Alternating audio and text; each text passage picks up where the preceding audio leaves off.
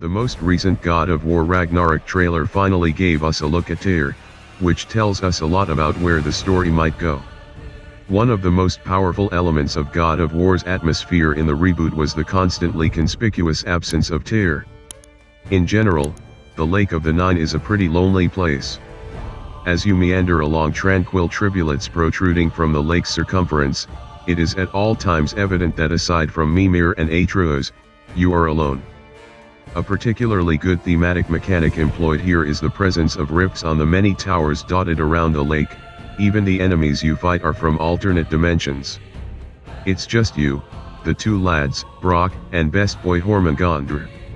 And yet the enormous structure plopped smack bang in the middle of the water reeks of Tyr, the Norse god of war, because, you know, despite what all the chuds are saying, Kratos isn't actually the god of war here. Imagine getting annoyed because Angrboda is black and Thor is fat, but being completely okay with the fact a totally invented character has been inserted into stories that are thousands of years old. Ironic that the anti-woke crowd will call writers snowflakes and then totally cherry-pick arguments in an attempt to justify their bigoted outrage. Anyway, you visit Tyr's temple, investigate his history, and attempt to crack the code of what this mysterious figure was trying to do when he helped Freya, wife of Kratos and mother of Loki, permanently seal the gate to Jotunheim, land of the giants. During yesterday's official trailer for God of War Ragnarok, we finally got our first look at Tyr, who stands at a whopping 8 feet 5 inches tall, just over a foot shorter than Lady D. There are two possibilities here: either Tyr is a really tall god, which, no, neither Thor nor Baldur tower over Kratos like that, or Tyr is a Jotun himself. There is compelling evidence to support the latter option, although there are also some contradictions with the story in the previous game. Essentially, there are two main primary sources when it comes to contemporary understanding of Norse mythology, the Poetic Edda and the Prose Edda, both of which were originally written in the 13th century.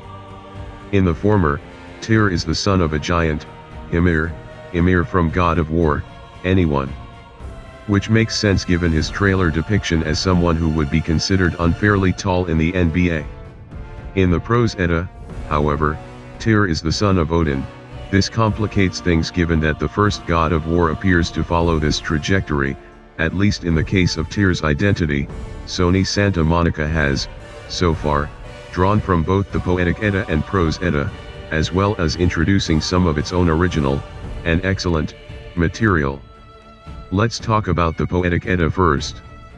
Tyr isn't in it much, but there is a story about him and Thor heading to his dad's giant gap to nick a special cauldron that can apparently brew absurd amounts of ale.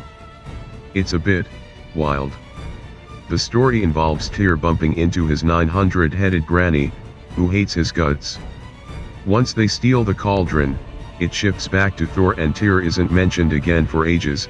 Aside from this, the only references to him are of Fenrir biting his hand off, him continuing to feed wolves anyway, and a not-so-nice exchange with Loki, which I'll get to below.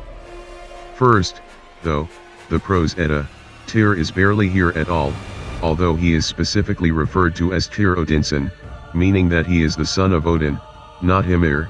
In Old Norse, kids take their father's name as their surname with an additional son suffix. The game also implies that Tyr is Odin's son, although the more I think about it, the more I reckon this is a great big red herring. After his absence being one of the most prevalent and imposing presences of the first game, it's no surprise that Tyr could potentially play a major role in Ragnarok. I'll get into how this applies to the game in a minute, but first, I'd like to talk about the history of mythology. While we often consider Odin as the Norse pantheon's primary god, there is evidence to support that Tyr's relatively sporadic appearances in surviving literature are because, somewhere along the way, he was either superseded by or absorbed into depictions of Odin. Norse mythology existed prior to the 13th century texts, they're just the most substantive written sources that are still available today. If Tyr was originally Odin's equal or even superior, the conflation of the Poetic Edda's gianthood with the Prose Edda's assertion that he is the son of Odin in Ragnarok could actually be on purpose. It could actually work. We know from the trailer that Tyr didn't just up and disappear, he was captured and bound. I'd like to reiterate that Ymir is the ancient giant Thor supposedly slew as per Mimir's stories on the Lake of the Nine. Ymir and Ymir aren't too dissimilar from one another, especially when you consider the anglicization of Freya, originally Freyja, and Baldur, traditionally Baldr. If we consider Tyr Odinson as someone who is, or was, subservient to Odin, the son suffix doesn't necessarily need to be indicative of a biological relationship between the two.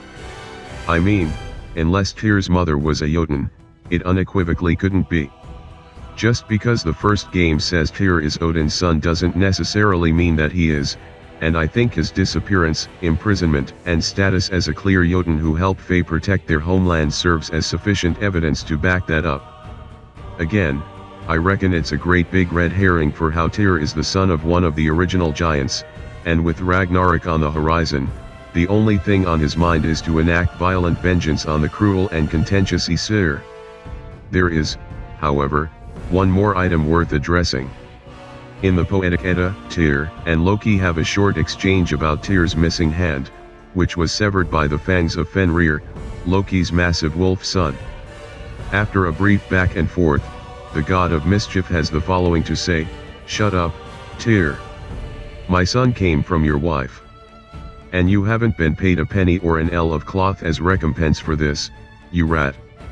Aside from the evident resentment and aggression here, "you rat" makes me piss myself every time I read it. "My son came from your wife" carries particular weight.